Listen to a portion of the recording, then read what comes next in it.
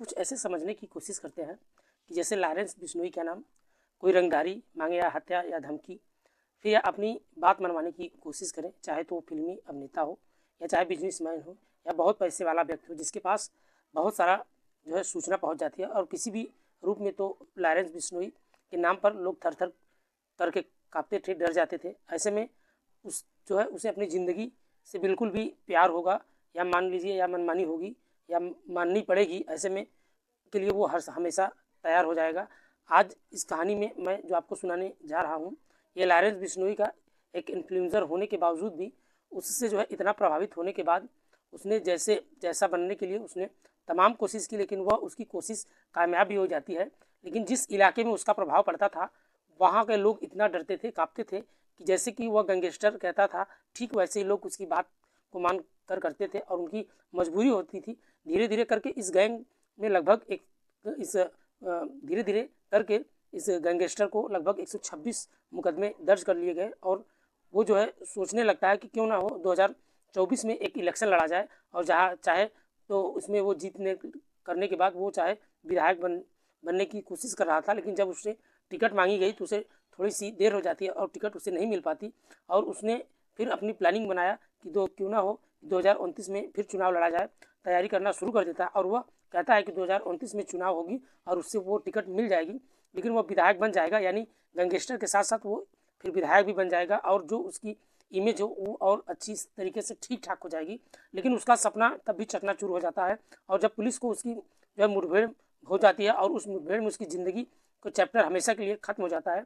और उसने चाहने वाले और इस घटना से जो है इतनी कहानी बहुत ज़्यादा लोग दुखी भी होती हैं, लेकिन जिसने परेशान किया था ऐसे में ऐसी संख्या हज़ारों की होती है और वो काफ़ी लोग खुश हो जाते हैं। और पुलिस जो काम किया वाकई में अपने आप में एक बेहतरीन काम थी। और गैंगस्टर का एक ऐसा जो किसी कद काठी और कुछ ऐसा ही होता है, यदि ठीक पुलिस वाला उसके एक जमा तमाम जो है तमाचा भी वो अगर पुलिस वाले को मार दो तो वो भी कुछ करके नहीं कर पाता। ऐसे में मान लीजिए कि पुलिस को बुखार आ जाती थी और चाहे उसके अंदर इतनी हिम्मत होती थी कि बड़े बड़े पुलिस वाले या बड़े बड़े आला अधिकारी जो बड़े बड़े बदमाश हो या फिर उससे बिजनेसमैन या व्यापार के नाम से कांपते थे थर थर। आज भी इस कहानी का उस ऐसे गैंगस्टर में बहुत समय से बहुत ज़्यादा अपना नाम बड़ा कर लिया था।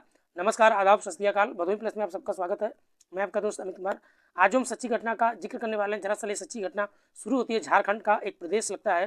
दरअसल झारखंड का जो है एक एसटीएस की 3 गाड़ियाँ होती है जो 18 पुलिस वाले होते हैं और ऑफिसर होते हैं और वो छत्तीसगढ़ प्रदेश की एक राजधानी लगती है रायपुर थाना का एक सेंट्रल जो है जेल थाना। वहाँ कुछ कागजात लेकर जाया जाता है और उन्हें दिखाया जाता है। दिखाने के बाद कहते हैं कि आप इस एक अपराधी है, उस कैदी को, एक गैंगस्टर है, उसको हमें लेकर जो है दरअसल 10 मार्च 2025 की रात लगभग 8:01 के आसपास के वक्त होगा और कागजी कार्रवाई पूरी तरीके से हो जाती है। और 3 गाड़ियाँ जिसमें 18 पुलिस वाले होते हैं उसको बीच वाली गाड़ी में बैठाकर लगभग 621 किलोमीटर की दूरी तय करनी थी और जो रांची जाना था, रांची से एक जो है होटलवार जेल होती है और उसको शिफ्ट करना था। वहाँ पूछताछ बगैर कोर्ट ने उसकी पेशी जो है होनी थी और वहाँ से वो तैयारी चल रही थी। और चलने के बाद इन्होंने लगभग जो 11 घंटा 56 मिनट का सफ़र दूरी तय किया था, जिसमें लगभग 621 किलोमीटर का आसपास गाड़ी चल रही थी और रात भर ये सफ़र करते हुए 11 मार्च 2025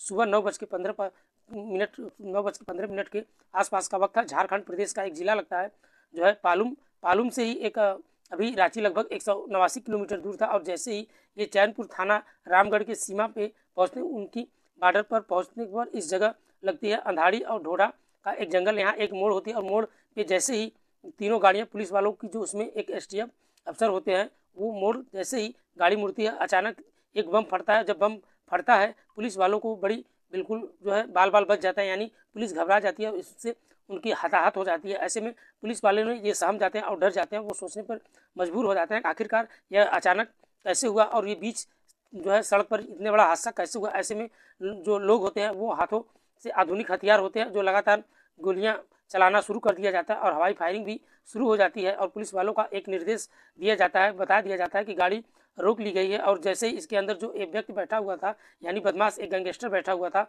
उसने हमारे हवाले कर दीजिए। जैसे ही ये बात उन्होंने करने की आती है तो गोलीबारी फिर से शुरू हो जाती है और एक गोली पुलिस वाले की जांघ पर जाकर लग जाती है।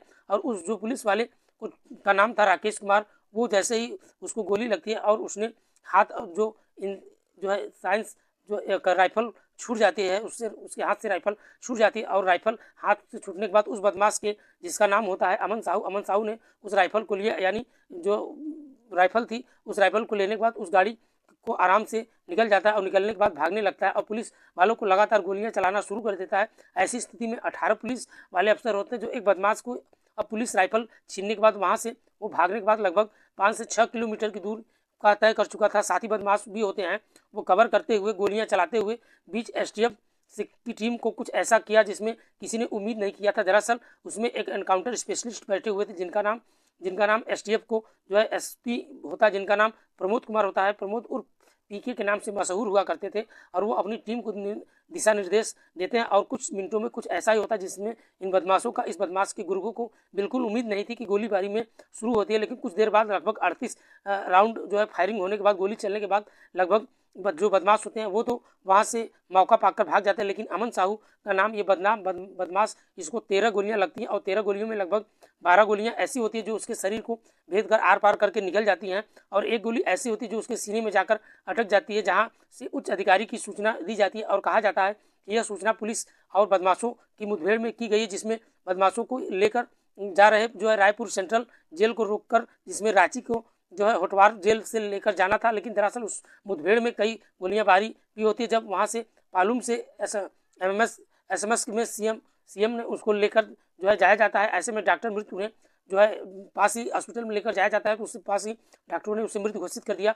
ऐसे में बदमाश को लेकर पुलिस वाला जो इसका इलाज शुरू हो जाता है। आखिरकार एक ऐसा भी व्यक्ति के बारे में जब सोशल मीडिया पर, अखबारों में अमन साहू जब दुनिया में नहीं रहा तो पुलिस की मुठभेड़ में वह मारा जा चुका था। यहाँ तक कि हर व्यक्ति इसके बारे में जानने की कोशिश कर रहा था। आखिरकार अखबार नहीं तो ऐसा टेलीविजन नहीं, ऐसा कौन न्यूज़ चैनल नहीं जिसमें ऐसा कोई मोबाइल नहीं हो जिसमें अमन साहू के बारे में खबर चल रहा और अमन साहू के बारे में लोग जानने की न कोशिश कर रहे थे, बल्कि यूँ कहिए जिसकी 29 साल 8 महीने की ये आसपास का जो है और उसकी ज़िंदगी का एक चैप्टर हमेशा के लिए ख़त्म हो जाता है। दरअसल झारखंड की राजधानी रांची से 38 किलोमीटर दूर एक जगह लगती है बुडम्बो, और बुडम्बो का ही कुछ दूरी एक गांव लगता है जिसका नाम होता है मतवे। दरअसल मतवे का रहने वाला ये व्यक्ति जिसका नाम निरंजन साहू होता है, उसका जो है पतरात में एक दुकान चलाता था। उसके 2 बेटे होते हैं, एक बेटे का नाम अमन साहू उर्फ अमन साहब होता है और दूसरे का नाम होता है आकाश कुमार। दरअसल ये उसका बड़ा बेटा हुआ करता था। इसने जो है साल 2008 में पतरात में ही एक मोबाइल की दुकान खोली थी, लेकिन मोबाइल की दुकान में उसको खोली थी लेकिन शुरुआती में उसका मिजाज कुछ रंगबाजी का हुआ करता था और वो डरना और ऐसी कोई चीज़ नहीं था जिससे वो बदमाशों से बड़ा ही एल्फ्रेंजुअर उनका संपर्क हुआ करता। उसने बड़ी प्रभावित होते थे।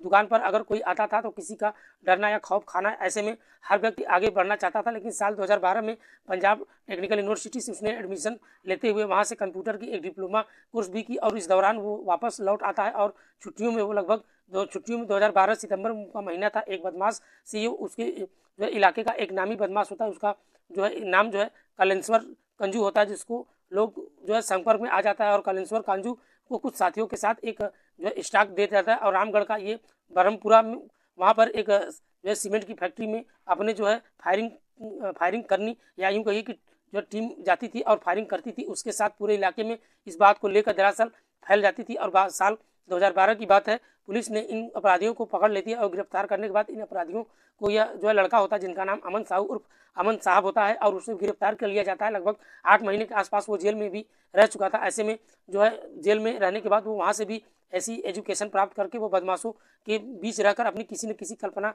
भी नहीं की थी। जेल से बाहर निकलते ही वो बाद में फिर अपना जो है काम करना शुरू कर देता है, रंगदारी वसूलना शुरू कर देता है और फिर लोगों को परेशान करना वो नक्सल में जुड़ जाता है और उसके पास लगभग AK-47 जैसे हथियार भी शुरू हो जाते हैं और वो गैंग बनाना, जैसे गैंग को शुरुआती में बनाना खुला छुट्टी बदमाशों को शुरू कर देता है। ऐसे दावा किया जाता है कि पुलिस वालों को भी उसका साथ भी, बदमाश का साथ एवं पॉलिटिक्स का भी उसका साथ मिलता था और वो घर से ही बैठकर जैसे ही अपनी बदमाशी वगैरह करता था और उसके नाम से लोग डरते थे और घबराते थे।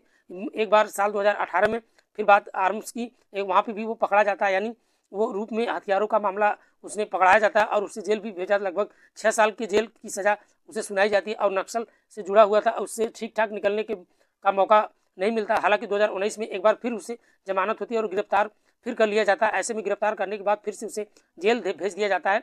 लेकिन इसके बारे में कुछ ऐसा भी होता है कि ये जेल में जाने के बाद इसका जेल के अंदर ही बदमाशी चलती थी और लॉरेंस बिश्नोई बदमाशी जेल में रहकर ही उसके नाम पे कितने ऐसे गुर्गे हैं जो कुछ करने के लिए तैयार हो जाते हैं। ऐसे में अमन साहू भी उसके गुर्गों का कुछ जो है करने की, किसी को भी जो है मारने के लिए, किसी भी को धमकाने के लिए, जो किसी को पैसा वसूलने के लिए तैयार कर देता था। इसका लगातार धीरे धीरे कद इतना बढ़ता चला जाता है, इसके अंदर रहते हुए सारी सुख सुविधाएँ और सब मोहित हो जाते थे। और अगर हम बात करें तो कुछ जो है 29 अक्टूबर 2021 को एक रांची जेल में यहाँ भी जाता है, उसमें 4 साल लगभग 10 अलग अलग जेलों में उसने जो है रुतबा अपना पाड़ू जेल में भी उसने गिरगिराइट कासिम ओम यूँ कहिए कि सेगा के पलाम में भी उसने दुमका को 4 बाईपास में पालूम की गिरी हुई बाईपास के रायपुर दरअसल 13 अक्टूबर 2024 को ही रायपुर जेल सेंट्रल जेल में चलाता था। और इस तरह से लगभग 4 साल में 10 जेलों का वो बदल कर चुका था। धीरे धीरे करके इसका लगातार बढ़ता ही जा रहा था।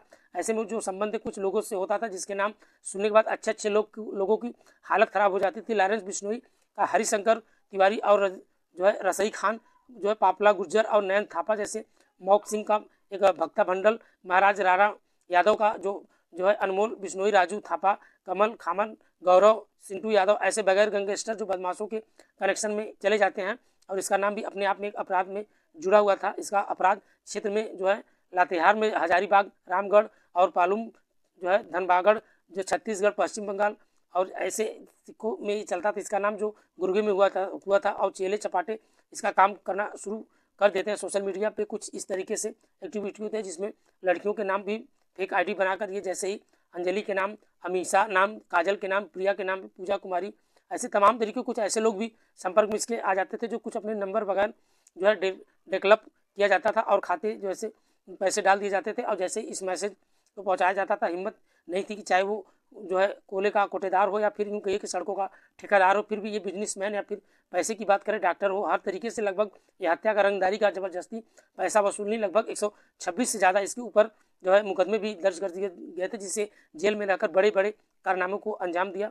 दोस्तों, इस पूरे घटना सुनाने का उद्देश्य किसी के दिल दुखाना या किसी के साथ कोई द्वेष नहीं था, बस आपको सचेत करना था। हालांकि जो अमन साहू था अपने आप में ये जो है अपना एक स्वयं गैंग चलाता था, जिसमें कई ऐसे जो है क्षेत्र थे जिसने अपने दम पे ये इतने बड़े जो है कम उम्र में इतना ज़्यादा, क्योंकि जो आए दिन वारदात वो लोगों के बीच जो हो रहा है वास्तव में ये अच्छा नहीं, क्योंकि एक ज़माना था जब लोग गैंग और गैंगवार हुआ करता था। लेकिन अब आज भी हमारे जो पुलिस है, वो STF टीम है, वो भी पूरी तरीके से तैयार रहती है, क्योंकि भारत सरकार द्वारा हर उनको सुविधा मिलती है।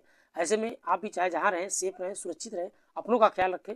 मिलते हैं नेक्स्ट वीडियो में। आज के लिए तब तक के लिए बाय बाय, गुड नाइट, जय हिंद।